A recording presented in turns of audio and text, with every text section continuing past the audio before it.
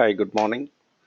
In the previous session, we discussed about liquidity analysis of a company, liquidity analysis, in which we discussed about the various ratios which we use to understand the liquidity position of a company. We discussed about working capital. We discussed about there's some ratios like current ratio, asset test ratio, cash ratio, cash flow ratio, and we even discussed about net working capital ratio. Okay. Today we'll discuss about the efficiency analysis of a company. Efficiency analysis. Efficiency means how productive our company's operations are. How productive our company's operations are. How are we deducting? How are we, selling our goods? How are we selling our goods? How are we collecting credit sales? How are we paying our suppliers? So we deal with the complete efficiency of sales department, collection department, and the efficient usage of their resources like assets. Um, these ratios to check efficiency of a company operations are called as activity ratios. That's the reason why this analysis is also known as activity analysis or efficiency analysis. In efficiency analysis, the main concentration will be like how the inventory is sold, how many days it takes for us to sell the goods. Say we sold goods on credit, the credit sales will become accounts receivable. Means what? Inventory is now converted back into accounts receivable. Inventory is a stock item which is converted back into accounts receivable. So how many days, say for example, we took 30 days to find a customer. Means the inventory was in our warehouse for 30 days. After 30 days, we are able to find a customer. But the customer asked us 45 days credit. I can only pay after 45 days from today. Yes, we sold. We sold with a 45 days credit period. So 45 days.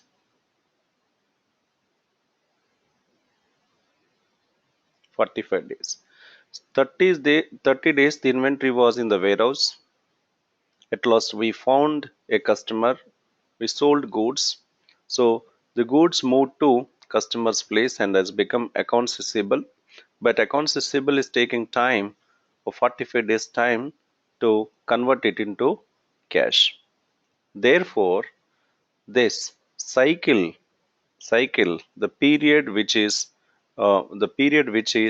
from the inventory conversion to cash conversion is 30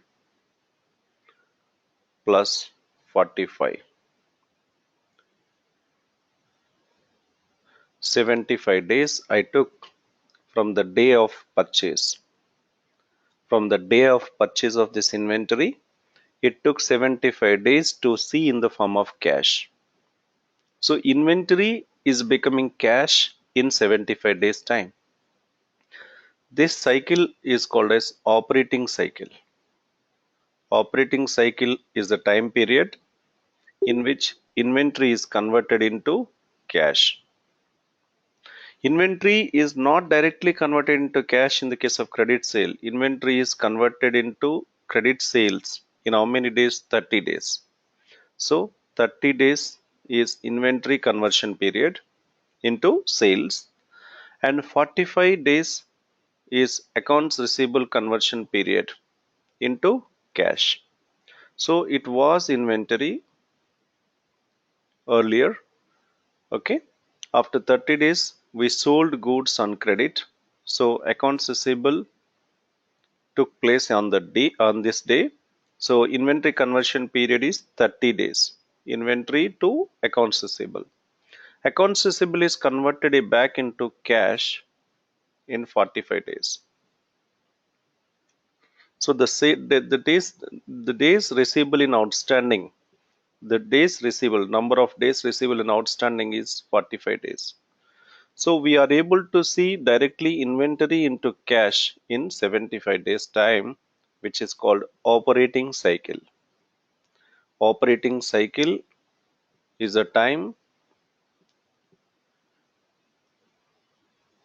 in which the inventory is converted into cash. Operating cycle. Okay, but what about accounts payable or supplier? Or supplier sold goods to us, we have to make him happy. Okay, we have to make him happy by paying on time. Where do you get this money from? This money has to be collected from selling the inventory, collecting from receivable, and you pay him on time. Say for example, he gives you 90 days credit period. You can pay me in 90 days. Are you able to pay him 90 days? Yes. If I sell goods within 30 days from the day I purchase, and if I collect my credit sale money in 45 days, I, I take 75 days to convert the inventory purchase from my supplier into cash. Okay, in 75 days, I'll be easily paying this amount in 90 days, maybe 76th day or 78th day, so that I may get some discount also for paying early. This is a good sign.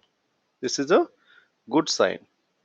But what happens if the supplier gives you 60 days credit and you sell the goods in 30 days, you collect money in 45 days, and the total cash is in on 75th day. Now, by the time customer is in overdue by 15 days, for the last 15 days, the supplier is calling us for the payment because the credit period was given only 60 days. So this is what we need to show the efficiency. When supplier gives you 60 days, you cannot wait for 30 days to find a customer. You will have to expedite it. You will have to expedite it, speed up. You show efficiency in selling the goods, that you may have to sell the goods in 10 days time from the date of purchase. Likewise, you should not delay in collecting the money. Okay, so you'll have to be very smart in collecting money. Don't wait for 45 days, give 30 days credit. So you need to follow these numbers to have the smooth flow of your operations, else there will be disturbance in the payment, in the collection, etc. So how do you find this 30 days, 45 days and 60 days? Okay, we'll use some formulae to find out these days. Overall, our topic today will be based on these calculations. How inventory is converted into cash credit sales, how credit sales are collected in and how many days it took, and how we are able to pay our supplier. We'll be dealing with around 10 formulae today. One is inventory conversion, then accounts receivable conversion, then accounts payable conversion. And now here, 30 days inventory period, 45 days accounts receivable period. Say for example, supplier gives you 90 days credit. Okay, 90 days credit minus 90 days. This is the collection period from inventory to cash, and this is the payment period. So 30 plus 45, we call it as operating cycle. Okay, minus suppliers money, suppliers days will give you cash conversion cycle. Say 75 days you received cash in, and you still have 90 days credit time here, and still you have 15 days time to pay him back. So it is minus 15. This is called cash conversion cycle. Cash conversion cycle.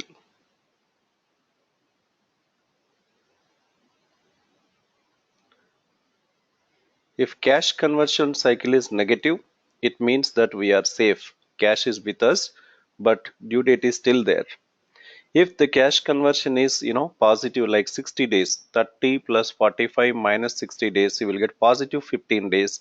It means that your supplier payment is overdue, which is bad, because supplier won't be happy if you don't pay him on time.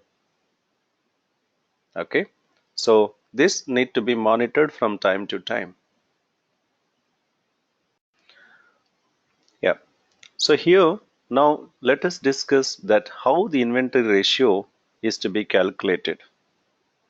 What is inventory ratio? Inventory ratio is inventory turnover ratio is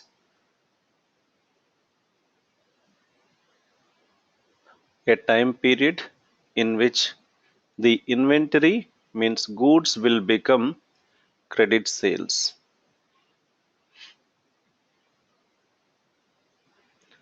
How many days it is taking to convert this inventory into sales? More days, more loss. Why? Because you have to store this inventory in the warehouse. There may be accidents, there may be theft, the goods may become deteriorated, outdated, etc. etc. We have to make this cycle faster and efficient to have them in credit sales. So we calculate inventory turnover ratio by using the formula cost of goods sold divided by average inventory.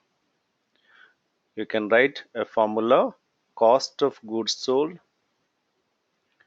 divided by average inventory.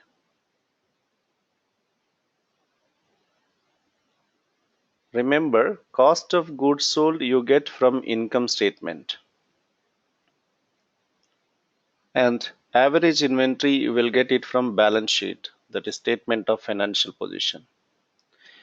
Now onwards, you should have a standard rule that if any income statement item is expressed in balance sheet item, the balance sheet item is to be averaged. So always you will have denominator average. Average means beginning amount plus ending amount divided by 2.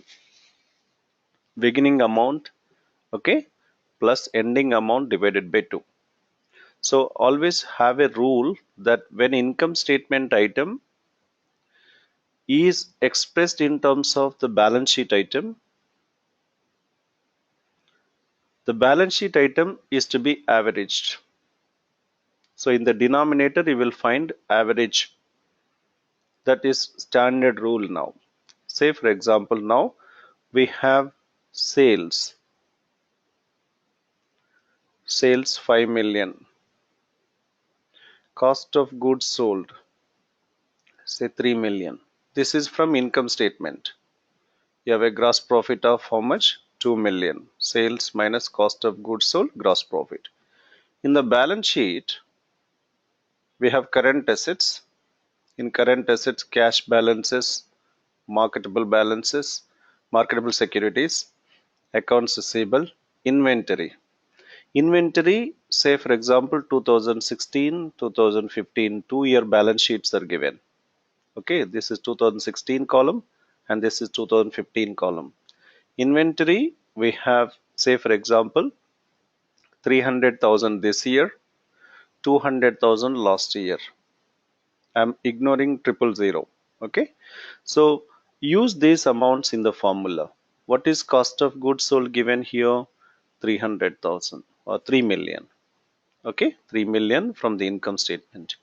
What just now we discussed, any income statement item is expressed in terms of balance sheet items. Balance sheet items are to be averaged. Okay, so we need to calculate average of this, like 300 plus 200 divided by 2 equals to 500 divided by 2, that is 250. So you'll be using your 250. All activity ratios, remember, are to be expressed in times and days. So 3 million divided by 250,000 will give us 12 times. means our inventory is converted into credit sales in 12 times. So in a year, it will be converted into sales 12 times. This cycle will take place 12 times. It depends upon the nature of the industry. Depends upon the nature of the industry. Say for example, in a retail industry like food items 12 times in a year, no, it won't happen. In food items we'll have to make out around 180 times a year. Why? Every 2 days the food items are to be sold, like vegetables, fruits and all. Whereas electronic goods maybe in a 100 times. 100 times means maybe around 3 days or 4 days you may be selling it. But you have a vehicle showroom, car showroom, it may take 10 to 15 days time. Okay, 10 to 15 days means around 25 times a year. So depending upon the nature of the business, you have this, you know, inventory turnover ratio. We'll have to see the industry average. Okay, what our competitor or what average it should be. If you are dealing with some electronic goods and it is 12 time, means your inventory is lying there in the warehouse for long period. You cannot hold the inventory for long period in your showroom. The expenses will go up. That's the reason why more times is good. More times of this ratio is good. So you may not get a proper meaning when the ratio is expressed in times unless you convert this into days. Now we got an answer here 12 times. I'm just reusing the same number in the next calculation, that is the number of days sales in inventory. Okay, you said inventory turnover ratio is 12 times. This is happening 12 times a year. 12 times a year. Okay, but can you tell me in number of days? Yes, number of days can be calculated using the formula 365 or 360 or 300. Let me explain about this. And inventory turnover, just now what you calculated in the previous calculation. So 365, 360 or 300 divided by inventory turnover will give you the number of days. 365, 360, 300. What is this? See, 365, a calendar number of days.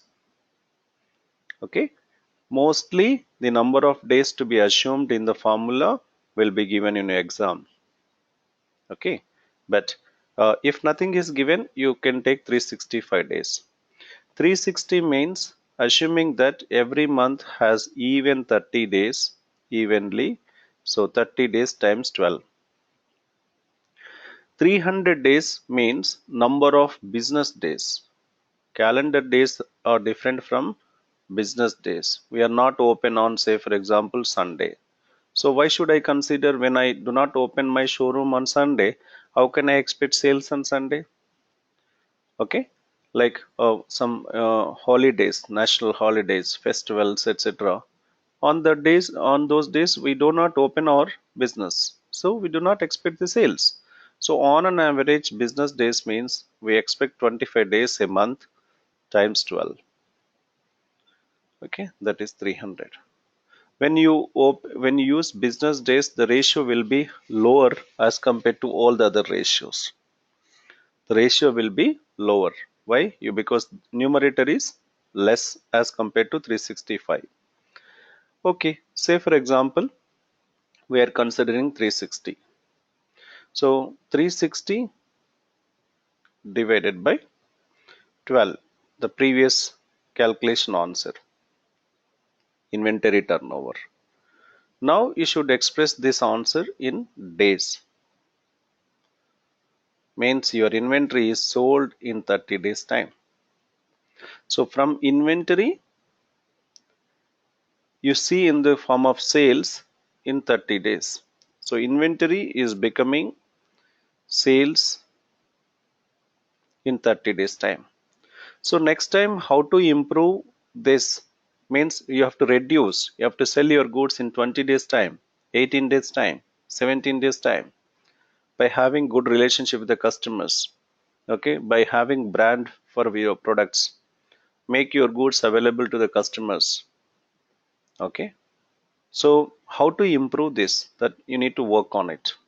So at the moment we understand that once we purchase the inventory, it will be sold in 30 days time. Now the next ratio what we need to understand is, okay, anyway we sold goods, but how fast we are collecting money, that is also important, right? We sold goods, we understand from the previous calculation that it took 30 days to sell the goods. This is called inventory conversion period, day sales in inventory. Now this amount, credit sale amount, is to be collected, right? This credit sale amount is to be collected from the credit sale day to the collection date. How many days are there? Okay, so first of all we should see that how many times the cash is collected here, then how many days it is taking. Inventory turnover ratio, we used cost of goods sold divided by average inventory. In accounts receivable turnover ratio, we should use credit sales, please. Remember, credit sales. Sometimes you may get total sales in the income statement. Total sales. And somewhere in the corner you may give the company sells 10% on cash.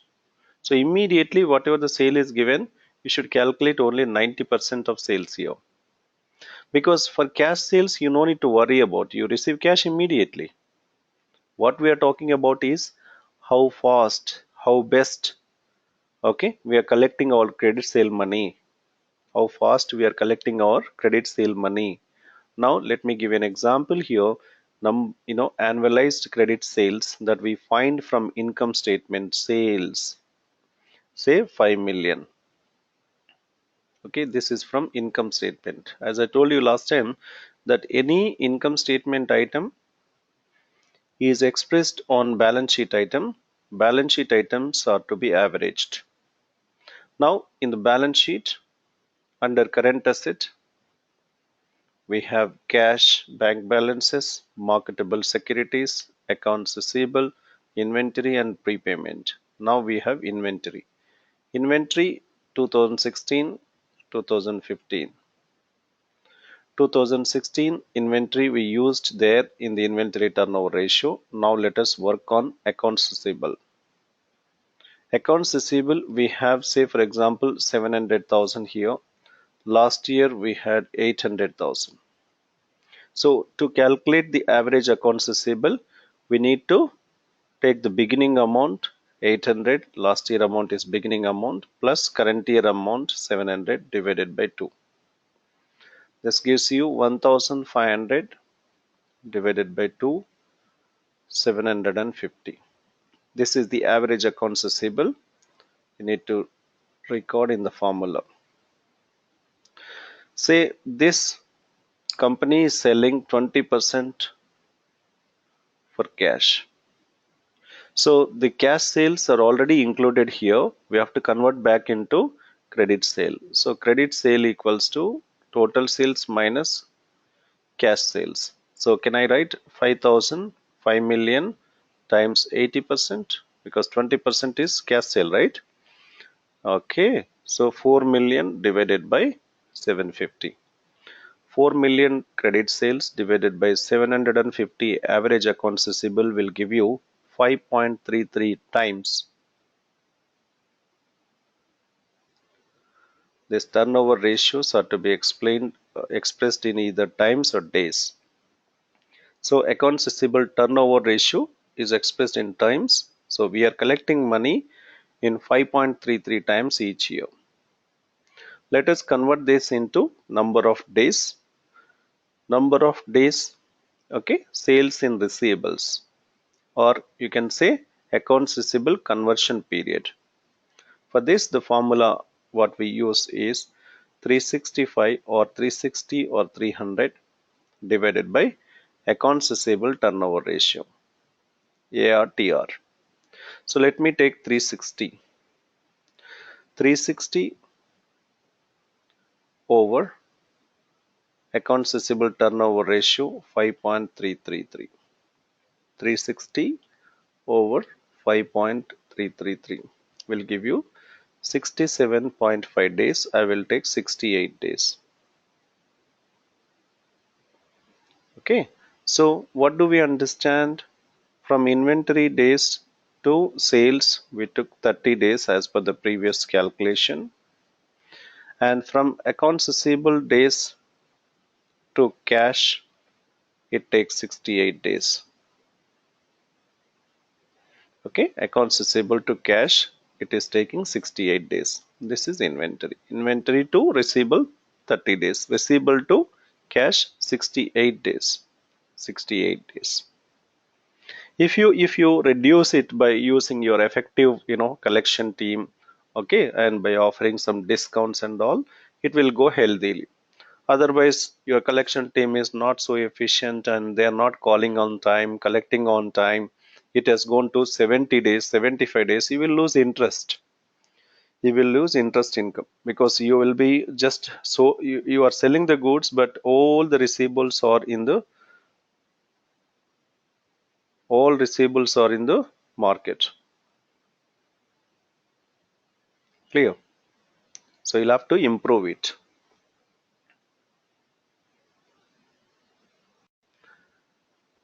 Now, operating cycle. Operating cycle is the time period which takes from the day we have the inventory in our warehouse until you collect money.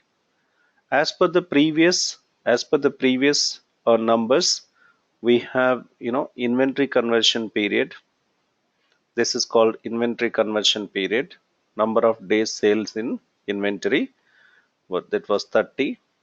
It was inventory. Now it has become accounts receivable. Now this amount is collected as per the previous calculation in 68 days. This is called number of days sales in outstanding, DSO. So inventory conversion period plus DSO will give you operating cycle. Operating cycle.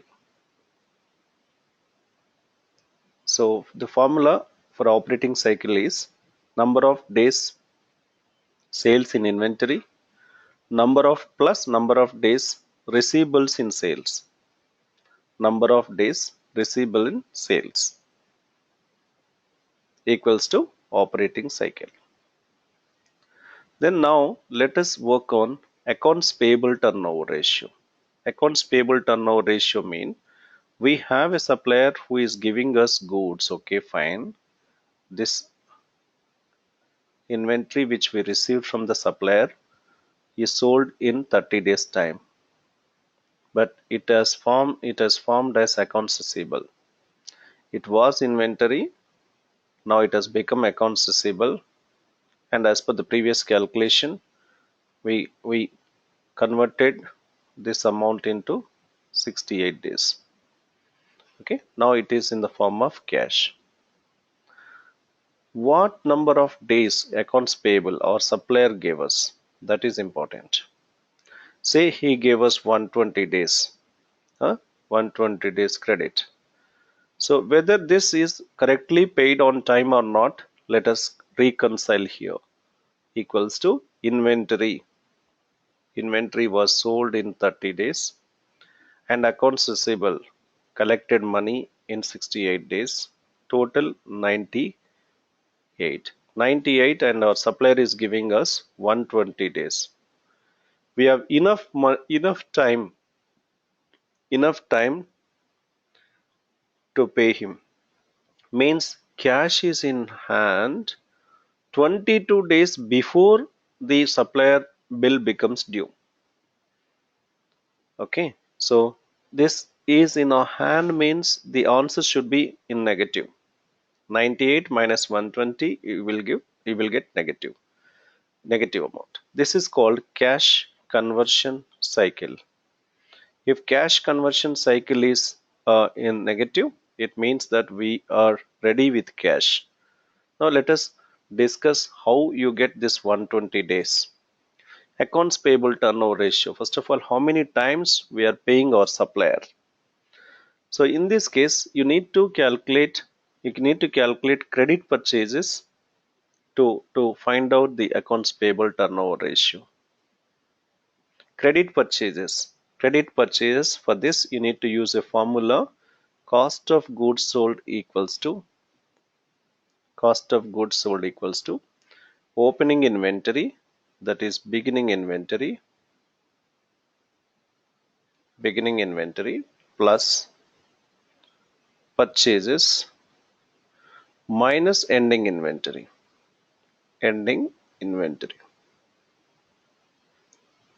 Cost of goods sold equals to beginning inventory plus purchases minus ending inventory. Sometimes purchases readily may not be available in the question. In that case, you should use this formula, please. Where do you get cost of goods sold? In the income statement. Where do you get beginning inventory? Balance sheet, last year item. Where do you get ending inventory? Balance sheet, current year item. Okay. Say in my previous example, I gave you income statement: sales 5 million, cost of goods sold 3 million, giving you a gross profit of 2 million. Now we have cost of goods sold. Balance sheet, current assets. Okay. CMAI, inventory. Inventory 2016, say we have 300, last year 200. Now you can find out from this. How?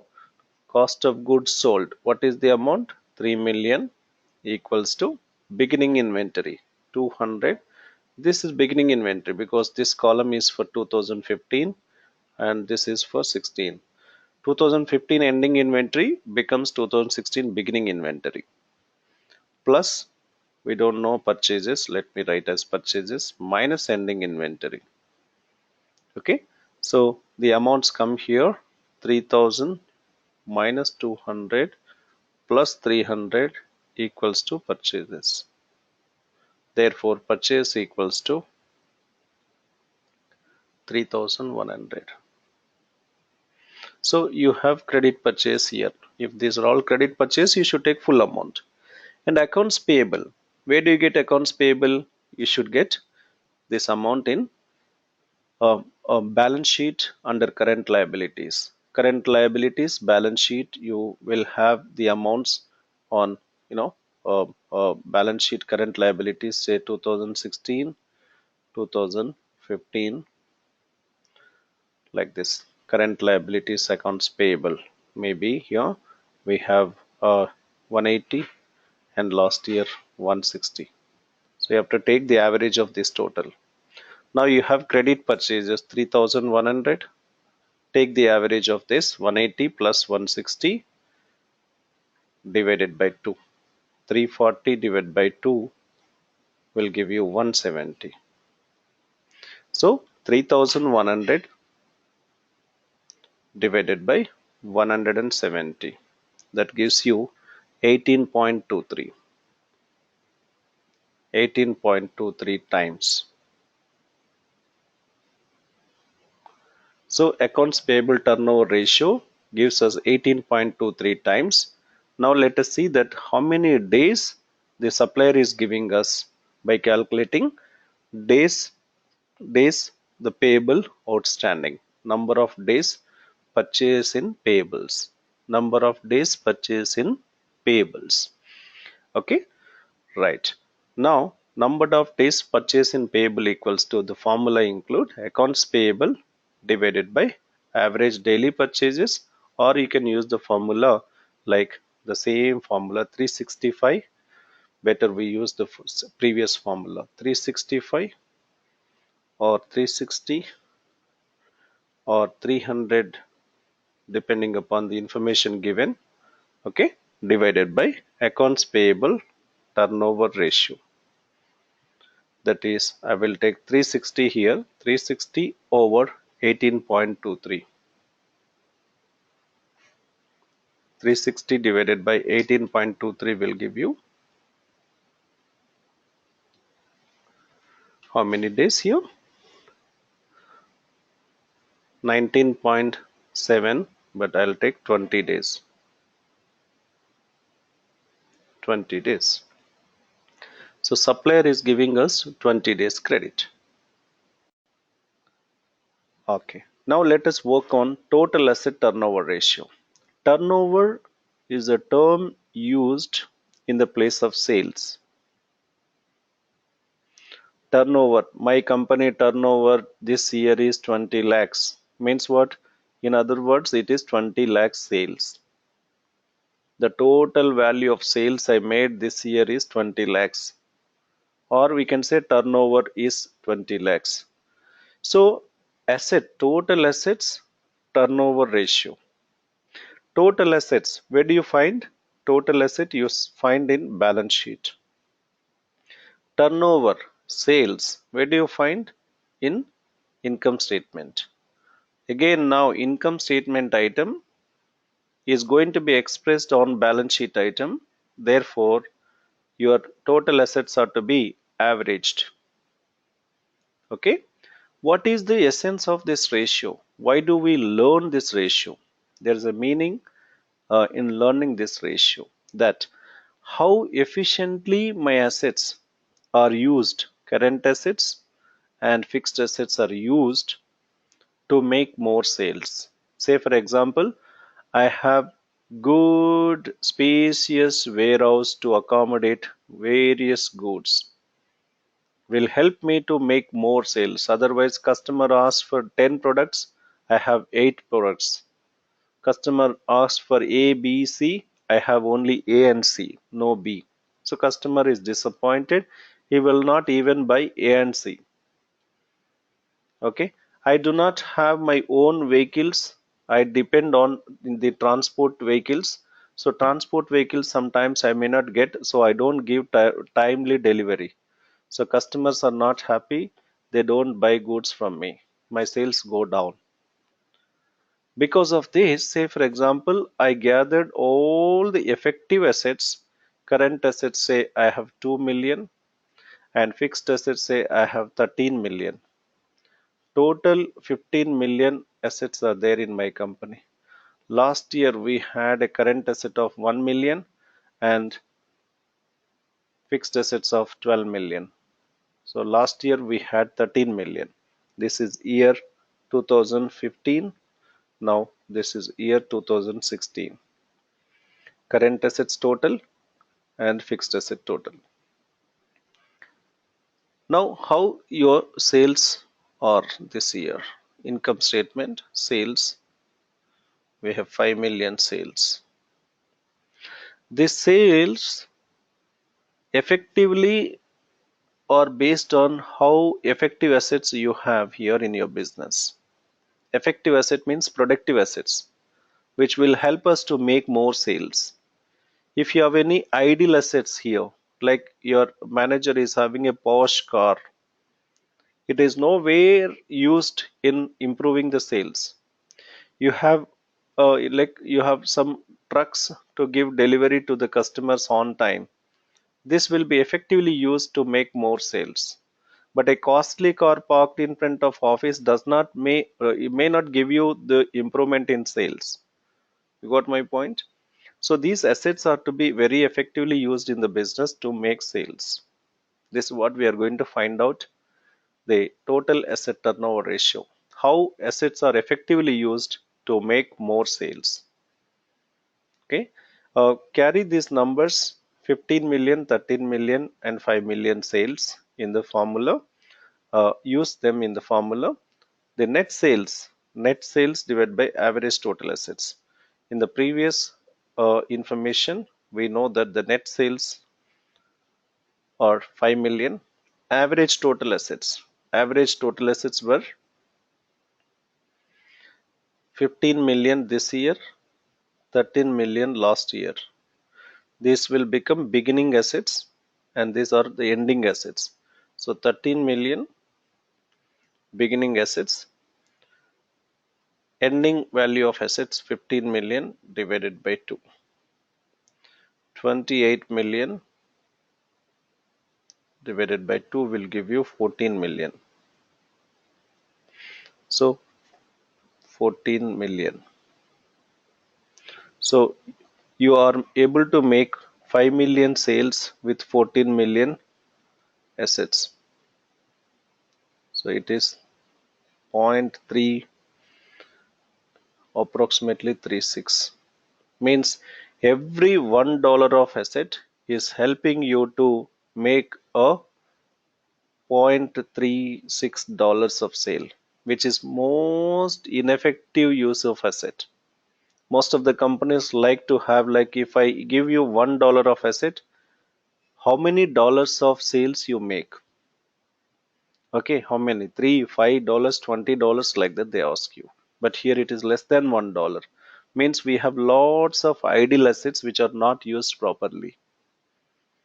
If this is improved next year to, say for example, or $3, means these assets are effectively used. If the assets are efficiently used, we can make more sales. Otherwise, what happens? You will have idle assets. Idle assets means which are not performing assets, with which you cannot make sales. Okay. The next formula what we are going to see is here, how the working capital is used.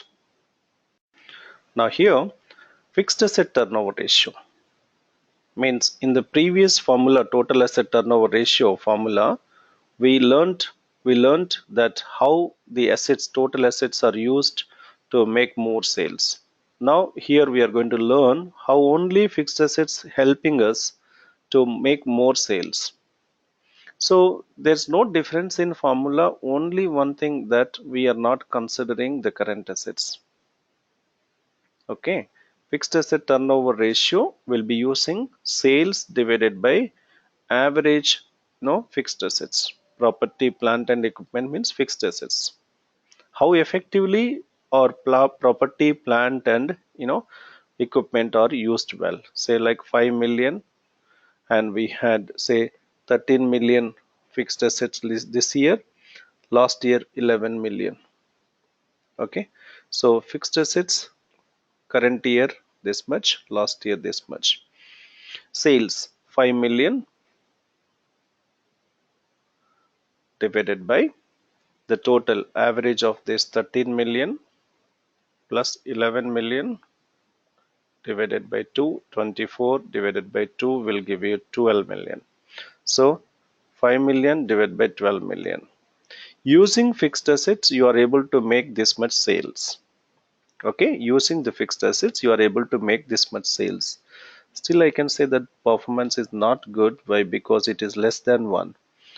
0.416. It has to be improved a lot. We'll have to see that whether this equipment is effective in making the sales or not, or just this equipment is never been used but it is there in the factory. So shall we sell it off? Okay, or this property is idle, we have an empty land which will never used, which we never used, but it is dragging our ratio. So we may discuss that whether this can be sold off if not used, to make some cash instead of reducing this ratio. So we can take some effective steps to use these assets effectively to improve our sales. At the end of the day, our intention is to improve this ratio by increasing either sales or investigating the idleness of any asset and eliminating the asset. This is one formula wherein we discuss about, we check that the efficiency of the fixed assets used in the business to improve the sales in terms of fixed asset.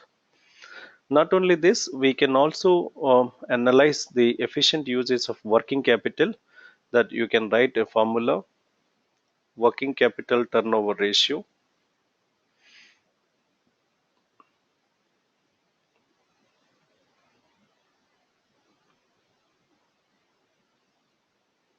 Working capital turnover ratio tells us that how best we can make sales using effectively using the working capital. Sales divided by average working capital.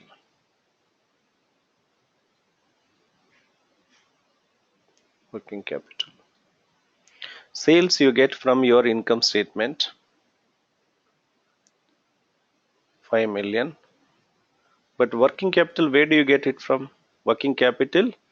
Working capital is the difference between current assets and current liabilities. Okay, so last year working capital and current year working capital, you should see both. Say for example, on balance sheet, we have current assets, current year, last year, say current assets, current liabilities, current year, last year.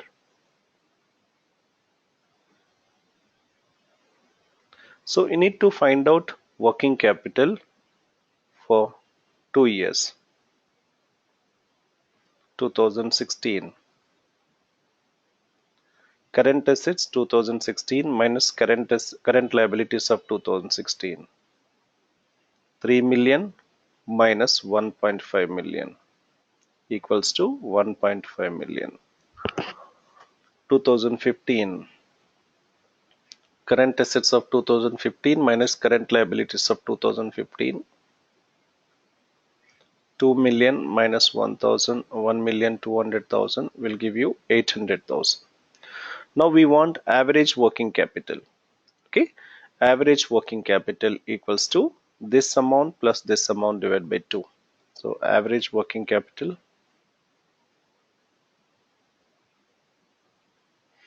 beginning working capital plus ending working capital over 2. So 2300 divided by 2 will give you 2150. Now let us use in the formula sales divided by, that is 5 million divided by average working capital, 2150. So 5 million divided by 2150 gives us 2.32. Means every $1 of average working capital is able to help us to make $2.3 of sales. So we'll have to see that still we can improve our working capital efficiency. Okay, so that we can make it $3, $5, means $1 of working capital is helping us $5. It was $2.3 last year. Oh, very good management. Okay, taking very efficient steps to improve the sales. Using the same working capital, you are able to make more working capital turnover ratio. Means this average working capital of 2 million is giving you a sale of 6 million, 7 million, 8 million. Means what? You are taking very efficient steps to improve the sales. So your concentration is always on how efficiently we can use the working capital to make more sales. This is the end of the session for today. We discussed activity measures, discussing the activity ratios, inventory turnover ratio, inventory days, accounts receivable turnover ratio, accounts receivable days, operating cycle, accounts payable turnover ratio, accounts payable days, cash conversion cycle, total asset turnover ratio, fixed asset turnover ratio, and working capital turnover ratio. Hope you understand, and we'll see in the next session, and we'll discuss about the solvency analysis. Till then, see you. Bye bye. Have a nice time.